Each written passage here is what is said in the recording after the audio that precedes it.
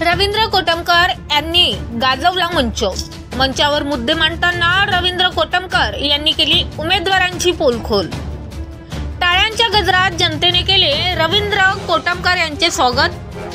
काल सायंकाळी 7 वाजता श्रमिक पत्रकार संघाने आयोजित केलेल्या वर्धेच्या न्यू इंग्लिश मैदानातील प्रमुख उमेदवार एकाच मंचावर या कार्यक्रमात अपक्ष उमेदवार नरहरी कोटमकर, काँग्रेसचे उमेदवार शेखर शेंडे, अपक्ष उमेदवार विलास कांबळे, भाजपाचे उमेदवार डॉक्टर पंकज भोयर, अपक्ष उमेदवार डॉक्टर सचिन पावडे यांना बोलवण्यात आले होते।